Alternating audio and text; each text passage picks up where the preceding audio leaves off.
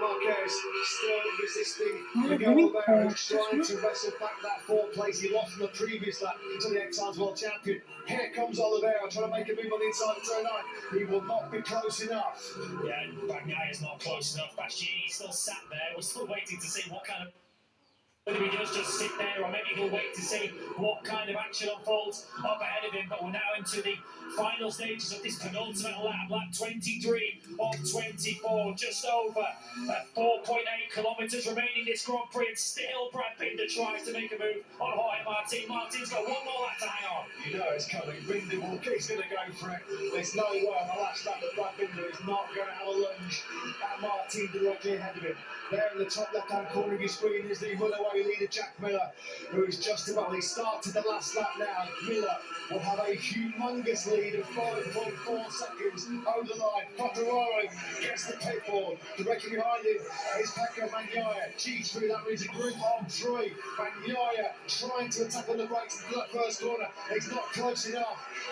Quartararo is good on the brakes, so Bagnaia really will want to use straight line speed. Yeah, Binder has gone through on Martin, and he's got that second place. We knew the move was going to come. He's just kept that for a time. Like, oh, Pecco Bagnaia's crap! Can you believe it? Falling out by Pecco Bagnaia. Head in hands for the Italian on the last lap. What drama here, Motegi. We lost Alexis Spargaro on the warm-up, a technical pump for the factory at Aprilia. And Pecco Bagnaia has blown it on the last lap. He goes for the inside move on Fabio Quartararo. He almost collected Fabio Quartararo as well there, going into turn number 3. We've seen that before, haven't we, this season from Bagnaia, when he's been in great positions to put the pressure on the top of the championship. Is that the biggest blow yet? A sarcastic round of applause that he gave. I wondered whether that was directed at Quartararo, but he was fairly allowed to turn in there. Quartararo into the corner. Bagnaia makes the mistake. Suddenly that 8th place and those 8 points look very significant, don't they? Pecco Bagnaia, can you believe it?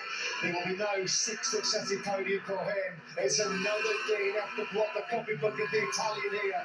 3 corners left. Here comes Luca Marini trying to find that 4th place. Oliveira, he's got the inside line. It looks like it's going to be another 4th place. Marquez is just ahead. Yeah, Marquez is in 4th place. Here comes Jack Miller though, the Aussie. It's Miller magic in Motegi. What a ride by the factory Ducati man. He takes a 4th win of his MotoGP career. The stunning late drive by Brad Binder secures him 2nd place. His first podium since the opening on in Qatar. Jorge Martin takes 3rd, his first rostrum since Barcelona. Marquez is 4th from pole. Oliveira 5th, Marini in 6th place. Vinales takes 7th. Quartararo comes over the line in 8th place and increases his World Championships lead after a last lap disaster for Ducati's Pecco Bagnaia. There was Alexis Spargaro. He comes on line 16th place.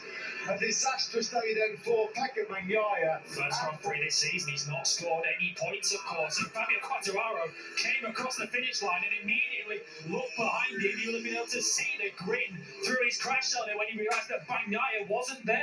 Jack Miller, that was without any question the ride of his MotoGP career.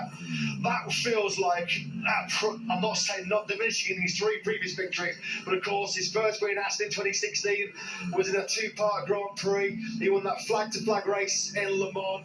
He won the Spanish Grand Prix in Jerez, and Fabio Quartararo crashed out of the lead. Well, that will feel like the best victory of this man's career.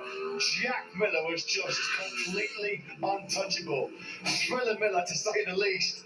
What a performance by the Australian. The perfect tonic for him as he prepares to head home to Phillip Island for the first time in 2019. The 10th win of the 27-year-old's Grand Prix career. 4th in MotoGP. His first, of course, in Le Mans last season. A great late fight there between Brad Binder and Jorge Martin. It went the way of the South African. This was his move on Martin late on. Oh, that was close. Did you just see it? You can see him taking a slightly wider entry there, and as he turns it tighter, Martin taking what is probably a normal line for him really through turns 1 and 2, but Binder able to turn it tighter and go through into 2nd place. Wow. So much action on that final lap, of course, with Bagnaia crashing out of the Grand Prix. Remember a week ago when, of course, Ducati won the race with Enea Bastianini and won the Constructors' Championship, but there were some pretty glum faces inside the Ducati Lenovo team box. They've just won the Grand Prix today, but I think, again, they'll be rather miffed with how that last lap panned out. Our first Japanese Grand Prix since 2019. Boy, was it worth the wait. What drama right from the get-go here in Motegi, with Aleix Spargo having a problem, an electronics issue with his number one Aprilia RSGP. That put him out of podium contention before we even had lights out. And then late drama, Pecco Bagnaia. What a mistake on the last lap on his, trying to take that 8th place away from Fabio Quartararo. We're on board now with an Airbus Giannini. On the inside goes Pecco Bagnaia. That was so close. How close was that? He almost wiped out Fabio Quartararo. Head in hands for the factory Ducati team. That was a big mistake. Big mistake by this man, Pecco Bagnaia. It's only his 15th of the season, maybe even more. Fabio Quartararo, he would not have believed he would before this Grand Prix. He said to him, you'll finish in 8th spot and you'll increase your World Championship lead. He had to work so hard for that 8th place, but he's going to be 18 points clear of Pecco Bagnaia with 4 races to go. Still so much to fight for, with 100 points still left on the table. 25 points to lift now. There's Aleix Spargo after his dismal day, the pre-race problems for him. Marc Marquez then, his 150th Premier Class start, ends in 4th place.